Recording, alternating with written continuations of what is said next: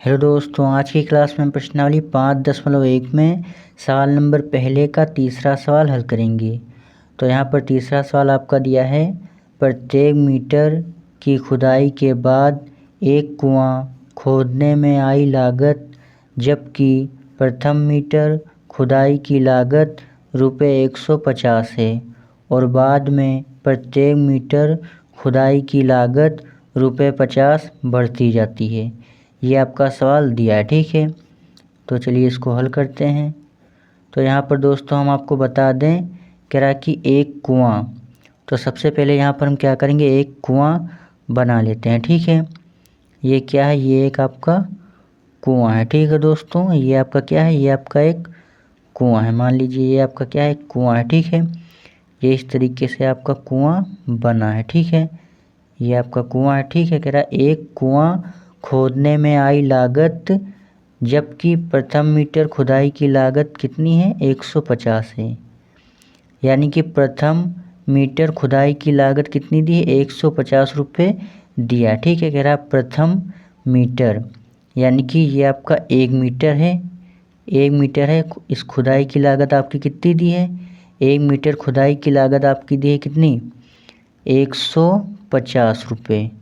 1 metre खुदाई की लागत कितनी है, 150 रुपये, ठीक है। ये आपका कुआं है और इसको अगर आप 1 मीटर आपको खुदवाना है तो आपको 150 रुपये देने पड़ेंगे, ठीक है।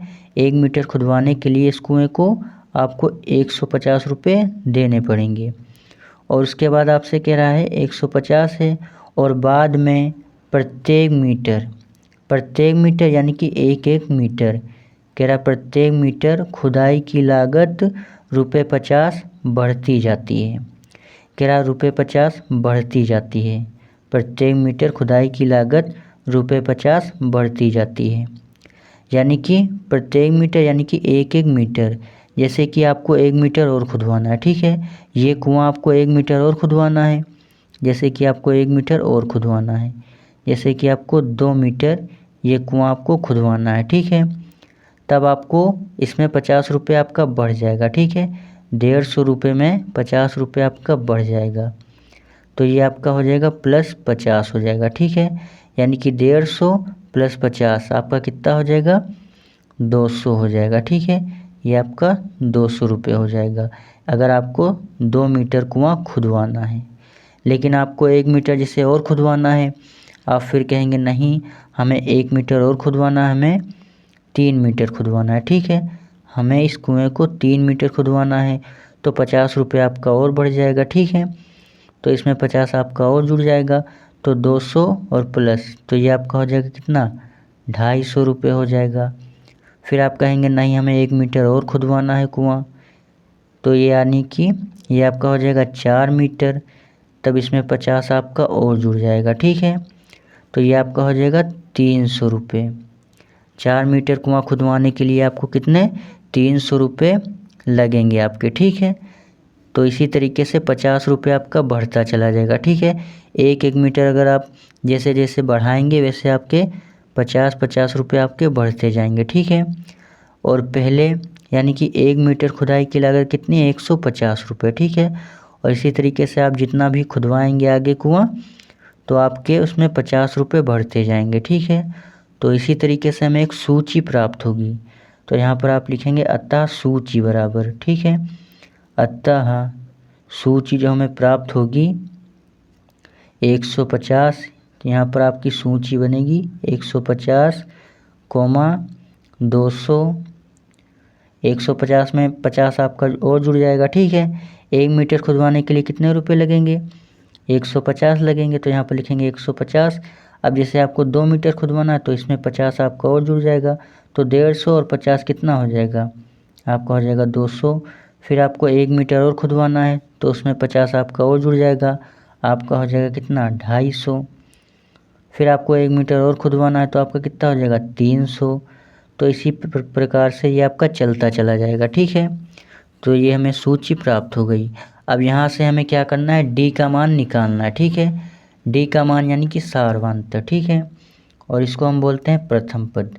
प्रथम पद ये आपका है A1 और ये आपका A2, ये आपका A3, ये आपका A4, ठीक है। तो प्रथम पद ये आपका दिया है, प्रथम पद यानी कि A1 आप कह सकते हैं, ठीक है। ये A1 है, ये A2 है, ये A3 है, ये A4 है, ठीक है। यानी कि पहला पद, दूसरा पद, तीसरा पद, चौथा पद, ठीक है। तो प्रथम पद आपका दिया कितना, 150 रुपये, ये आपका प्रथम पद है। अब यहाँ से हम D निकालेंगे यानी कि सारवांतर निकालेंगे, ठीक है। तो यहाँ पर आप लिखेंगे सार अंतर, यानी कि D का मान अब हम निकालेंगे।